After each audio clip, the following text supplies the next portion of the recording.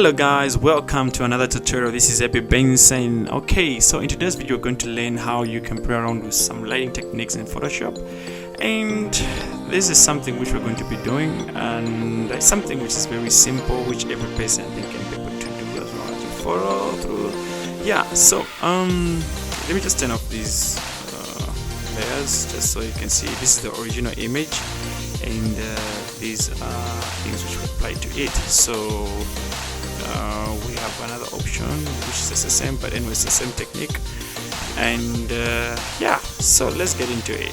So just turn off these so that we just start all over again. So let's say you have opened up your image inside of Photoshop and you're good to go. The first thing which you would want to do is first to reset your foreground and background color here. So if maybe you have different colors here, you can just come here so that it's reset to default, which is black and white. So make sure that the black is on the foreground, then the white is on the background. Then you come to your options here on the adjustments, and just change your gradient map, and click OK.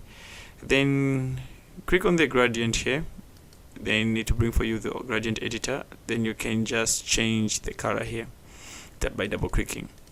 So you can choose any color which you feel like, and you can just play around with whatever color you feel like. So for me, I already created like presets for it, so I'll just go and just copy what I'd already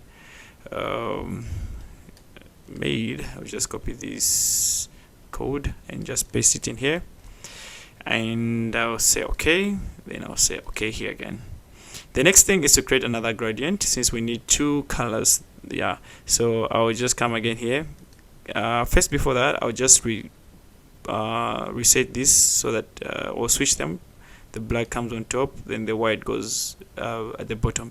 Because if I had to do the opposite, when I do the gradient map, this can turn into a negative, but I don't want that. So I'll just do that and come to the gradient map and click on it again, then double click. Then I'll do what I did. You can choose any color which you feel like, feel free on this part, and I'll just copy this last, then just paste it inside here, and I'll say okay. All right, now that we are done, I would want to have that variation, because right now the top layer is overlapping the other one, so we want to create that variation of color, since we are chosen a green one, and now we have this blue thing which is on top. So in order to do that, I'm going to press Command I, that's to invert the first layer so that the mask is inverted. Then I'm going to go to my brush to here.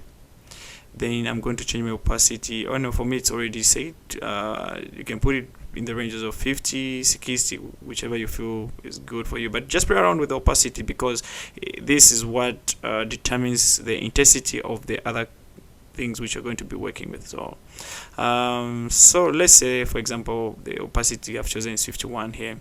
I'll just switch my foreground color here to white so that I can paint through. So let me just go around. Okay, so the reason why I chose 50 is because I have so much control. Let's say, for example, like the way I have done this first pass of the brush, I can pass again to create now more of a heavy feel to it. Okay, so alright, I think I do like the way this is going. Let's just say maybe even, yeah, the color was coming somehow out of the hands here. Okay, so let's say we are good. Okay, let me just try to switch a bit here, maybe just to bring back the greens. Let me just switch here, then retain some. Okay, let's say like this is good. All right, okay, this is good. All right, let's say we are done with this part. The next thing which you need to do, the last part, is coming to the bottom layer of the gradient map here. Then you right click on your mouse, then come to the blending options. Then when the blending options come up, come to the underlying layer here, then press Alt to duplicate it, then just drag the other one so that it brings out the somehow some colors of the original image, so that it looks a bit washed out, but makes things to blend in even more.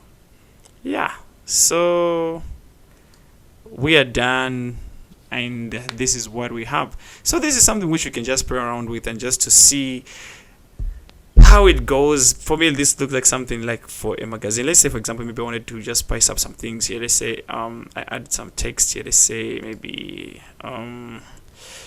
let's say let me just drag this to the top.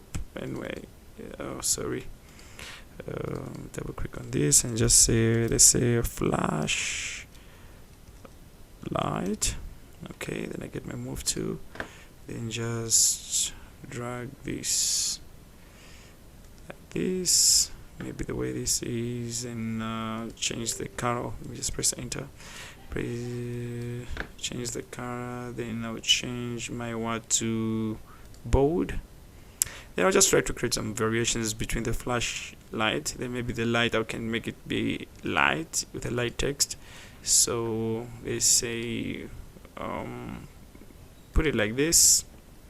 Okay, then maybe the next thing which I can do is maybe put some text. So what I'm going to do to the other text, I'll put it at the bottom of this maybe, yeah, this layer, so that it takes up some of the gradient.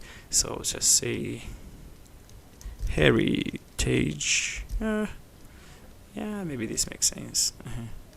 And just enlarge it a bit, so that yeah, I kinda like this. This looks cool. Yeah. Okay, just all right. For me, this is something which looks as if it's coming from a magazine, you know, those fashion kind of things. Anyway, so feel free to play around with this, you know, and remember you can change the color for this thing. Let's say, for example, we wanted to change the color to a different color. I can just come back to here on the gradient map here and just click on it and double click, then choose another color. So you find that you have so much anyway guys, that's it, and we'll see you in the next tutorial. Bye.